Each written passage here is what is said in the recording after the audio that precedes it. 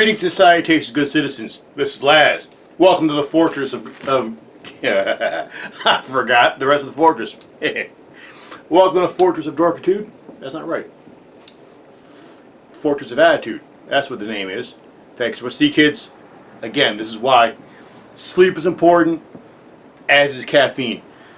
But enough of that horse manure. If you're back to the channel, welcome back.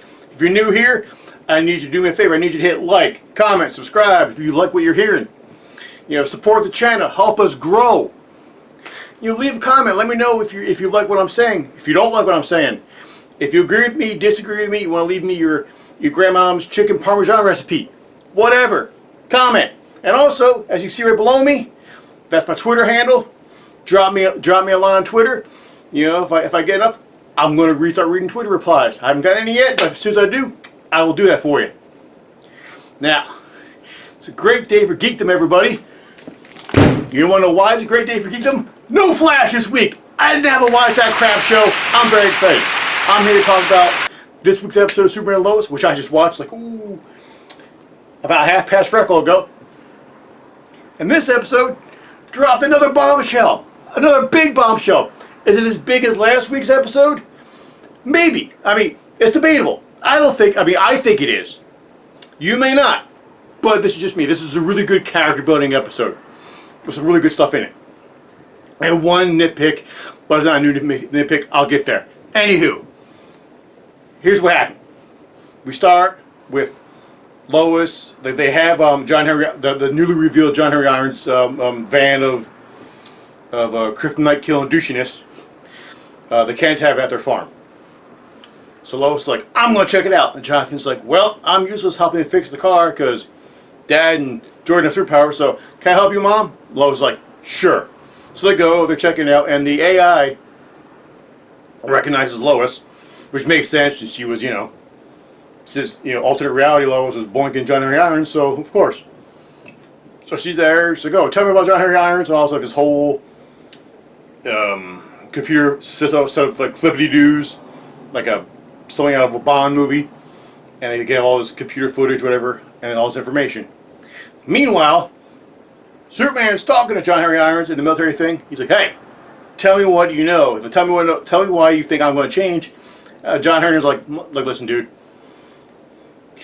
My reality's full of evil Kryptonians. You're evil. It's gonna happen. It's already started. I ain't talking to anybody but Lois." And Clark's like, "Come on, man." And John Henry's like, "Nope." Then,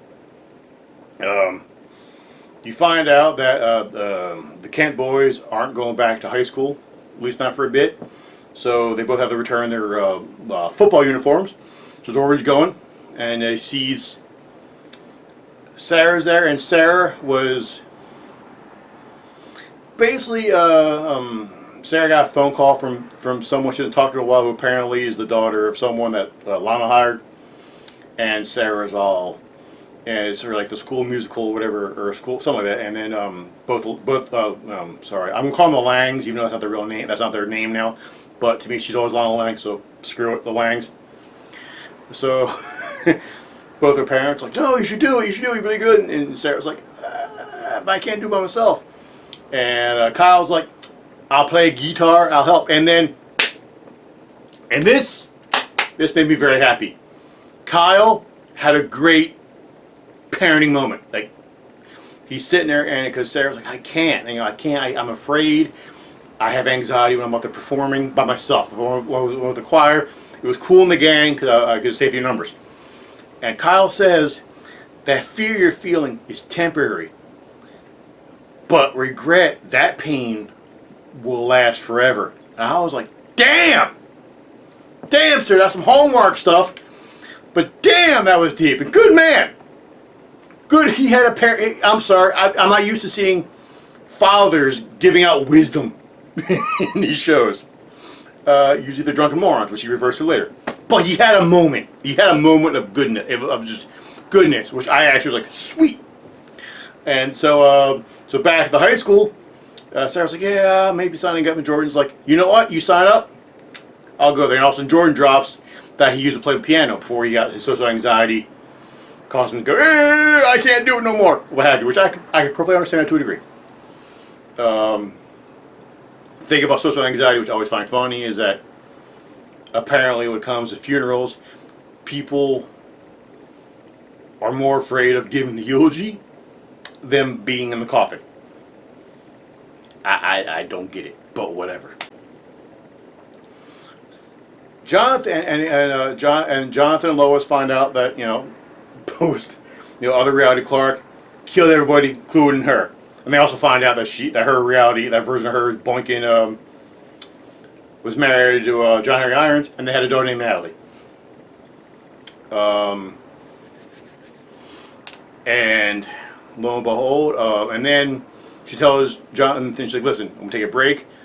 Don't go back in there without me. Please, just, I want to take a break from the Van of Doom.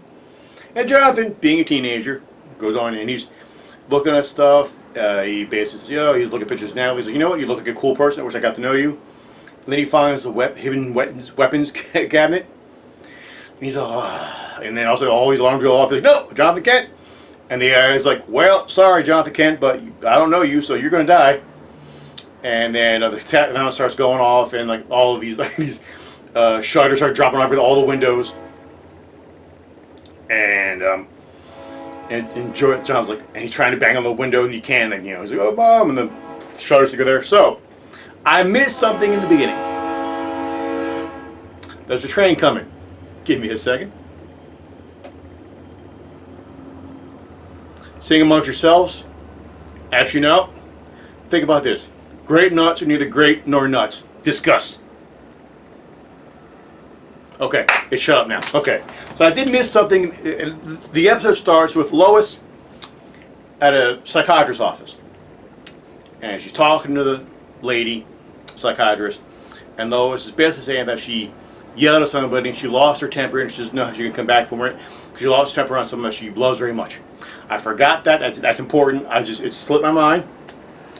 And it was really neat. I don't know, see, because Lois to me, other than Smallville, because that Lois was that Lois in Smallville, she saw a shrink. So I'm used to it from there. But to me, Lois always seemed like someone who would just keep her pain here and not let anybody know. She always struck me as that kind of chick. Because she's military and she's an army brat, and that's always just strikes me. So I kind of find it interesting that she's at a shrink and she's whatever, and that's intercut throughout, at least for half of this episode. Is you're wondering who she yelled at, who she snapped on, what's going on, and then and then Lois finally finds out, oh, Jonathan's about to die, screams for Clark. Supes runs in and dives and just, you know, grabs Jonathan before all these bullets start hitting. These bullets start firing, and Jonathan, Superman comes at super speed and blocks him, so all the bullets bounce off him. And then next scene, like Lois like, oh, you okay? And she hugs Jonathan, and then she just snaps on him.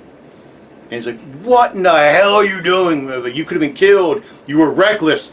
And Jonathan's like, but I'm human, and who's gonna protect me? You? You know, Dad, you couldn't get in. Dad almost didn't make it. I could have died, and he was there apparently looking for weapons to you know, help in the fight because he has superpowers and he's frustrated. And Lois just loses it, and her last line is, and if you died, it would have been for nothing. It would have been your fault. And I was like, damn. And then you find out that's what she snapped on, and then she's telling her psychiatrist that. And then this is when they drop a bombshell, which to me was huge, in that Lois had a miscarriage. Now watching it, I just watched it like, you know, about, you know, an hour ago, and I was like, what? Like, it was like, whoa, what? Shit, like that's huge. Like, to me, that's just a big character moment. And something to drop on us like that. And then, you know, Lois breaks, she's crying, and then the shrink, you know, basically tells her, like, you need time to get over this. And she's like, and Lois is like, I used all my sick days and I got over it. And the shrink's like, no, there's no timetable for this. You didn't let yourself grieve, and then seeing Jonathan almost die It just broke and she snapped. And then she just yelled at Jonathan. And then while that's happening, now Sam Lane's trying to ask John Henry Irons what the hell is going on. And John Henry Irons like, I'm not telling anybody about Lois. I know you're dead and I respected you, but get the hell out. And then Sam was like, listen, I got a dude back there who's got a bunch of needles and crap. He's going to torture you, and he's going to tell you, you're going to tell me what I need to know. And then there's two guys, the two military guys, this big dude and a small dude. Small dude's taking John Henry Irons back to his cell, and then the big dude's like, hey, the torture guy's like, hey, I'm going to torture him. You just walk away. And the small guy's like, no, not going to happen. Big guy's like, you follow the rules. And the small guy's like, yeah, well, you're dead. And it's grabs the big guy, just smashes him against the wall over and over again and kills him. And you're just like, oh, crap, you're a Kryptonian. Or whatever the hell they're doing with that kryptonite. And John Henry's like, oh, son of a bitch. And he takes him in like this special room. And all these alarm, and then John Henry Irons hits his red alarm button. And he's like, fine, go watch you two kill each other. Sweet. Then Soup's like, what the hell's going on? And Sam was like, well, red alert, and they're in this room. You can't go there. He's like, why not? And Clark's like, why not? It's like, well, it's full of kryptonite weapons. You go there, you may not come back. Soup's like, I'm Superman, motherfucker. And Soup Speed's there. Go pause there, because then Sarah's ready for her music audition thing, whatever. And you get to see first you hear this one young dude sing, and he's just butchering whatever he's singing. And then Sarah's up next, and her dad doesn't show up. She's like, what the hey? And I'll explain why her dad doesn't show up in a minute. And she's like, oh, what the hey? And then Jordan's like, I'll do it, like, I'll help you. And then as Jordan's waiting, and Sarah's there, and then Jonathan shows up, and Jonathan's like, dude, I'm sad, whatever, we need to talk, and blah, blah, and Jordan's like, dude, I'm always here for you. We're in this together. And then Jonathan sees Jordan brought flowers, and Jonathan's like, dude, what are those for? You're in the friend zone. And I was like, that's a bro, man. That's a bro. Bro will tell you what it is. Bro will tell you what the truth is. And that's the truth for now. But Jordan takes her, they go up, and Jordan starts playing the piano to the music that she want to play, and Sarah sings, and it's beautiful, and it's very well done. I'm like, oh, Jordan, you may have just leveled up a little bit, possibly. And the reason why Kyle wasn't there is that Kyle was going to Edge Incorporated to talk to Lana, and then Edge's superpowered secretary, she's there. And then she's like, hey, what are you there for? And Kyle's like, well, I just wanted to have a tape of me playing guitar and Sarah singing. I think Lana will take it. Like, and he's being a good dad. Like, he's being like a really cool, like, you can see the dad he was. Or he can be. And then this chick just totally just cuts his nuts off and says, oh, well, basically says, we're sorry to hear that you turned us down because, we're looking for you, whatever. And Kyle goes in and he goes, Lana, I need to talk to you. He's all angry and shit, and then Lana's like, what the hell, what's up? And he's like, you lie to me because, what's her face? LL, I can't remember her name, but everyone, all the chicks have LL, can't remember this chick's name. She told me that Edge wanted me, and Lana's like, yeah, well. And Lana is trying to keep her husband from becoming an evil Kryptonian, or whatever. And so Lana knows what's up to a degree because she's there for Lois. And she's spying for Lois, but she doesn't want to. She can't tell her husband. She just wants to keep him safe, so she lies. And basically says, "Yeah, well, Morgan Edge doesn't think you're leadership material, but he respects you, so that's why he didn't say anything to Superpower Secretary." And Kyle's like, "Oh, I'm gonna go home and drink." So he was drunk. And then when him and Sarah have a confrontation about it, I had to mute. I had to put my TV on mute because that is a child. Being disappointed and a parent, either one, honestly, because they disappointed them because they were too busy indulging in whatever addiction they have. That is a wound that has been freshly opened for me, thanks to Lucifer. I'll put my review of that up as well, eventually. So it was too fresh of a wound. I wasn't ready to deal with that again, so I muted it. But I did get to hear Sarah say, "Listen, don't make promises again because I don't want to get heartbroken again." And I was like, "Good girl, good girl." And so Superman winds up in the Kryptonite room, and the ex-Kryptonite army guy has a gas mask on, and he's hitting Superman with Kryptonite tear gas, essentially.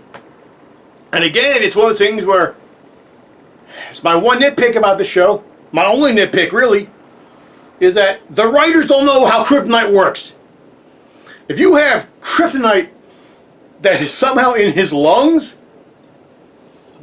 he's not getting up. It doesn't just take away his powers. That's what red sunlight does. Green Kryptonite knocks him to his knees. He can't move. He's in an ungodly pain. He gets nauseous, and eventually he dies if he's around it long enough.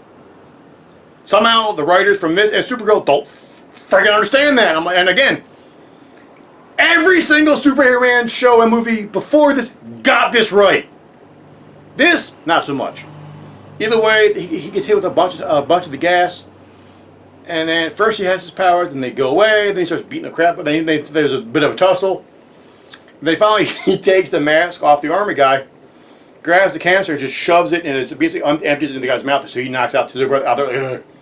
Then John Henry Irons comes out with basically the Kryptonite spear from Batman vs Superman. Basically, comes and goes, you know what? When I was in my universe, we had our own Kryptonite Room of Doom, and this is my favorite weapon. I'm gonna kill you now. And Clark's like on the ground, like, dude, I'm not your enemy. And John Henry's like, yeah, well, guess what? Better be safe than sorry. Then Lois shows up and goes, hey, stop it.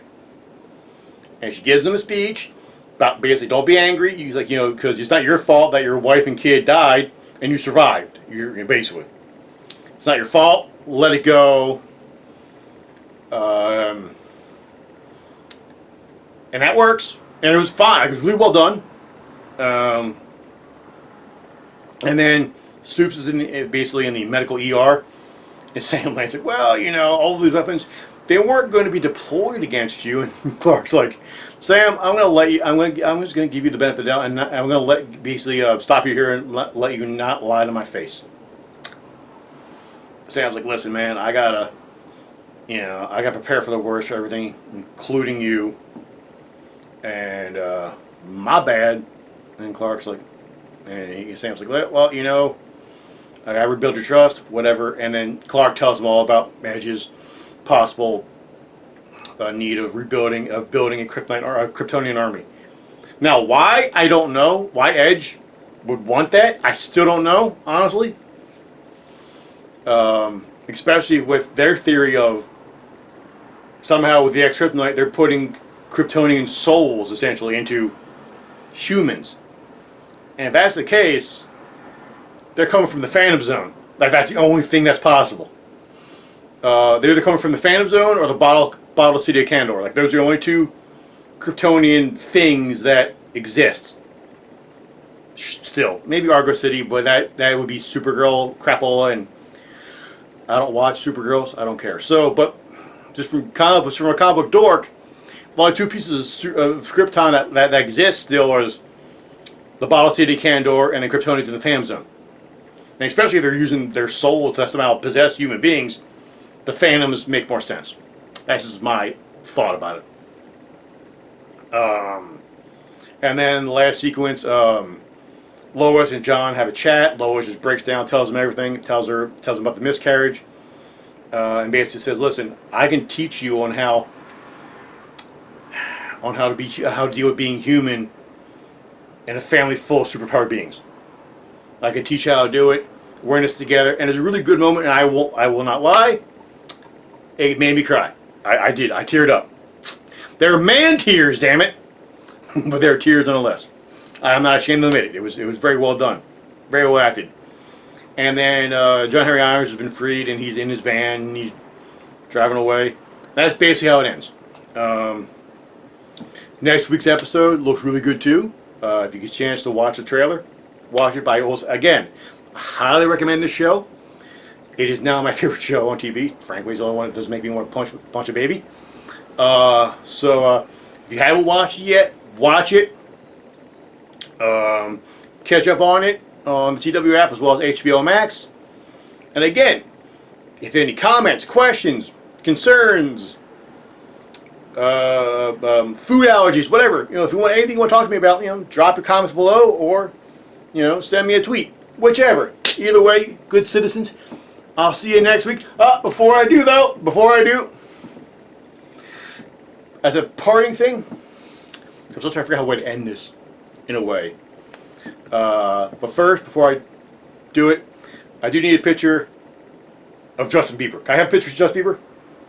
There we go. Okay, now, I'm going to leave you with a joke. A guy is on a desert island. Deserted island. He's walking around and he finds a bottle. He picks it up, he looks at it. Kind of an intricate label, but it's all crusted. So he's like, well, rubs off the sand, and a genie pops out. Genie bows. He goes, "Oh, master, thank you so much. You have freed me from my imprisonment. I will grant you one wish. One wish." Guy thinks about it for a bit. He's like, I love tropical locations. I've been here, so I love tropical locations, but I want people, whatever. So I would love to live in Hawaii. But I get seasick, so I can't sail there, and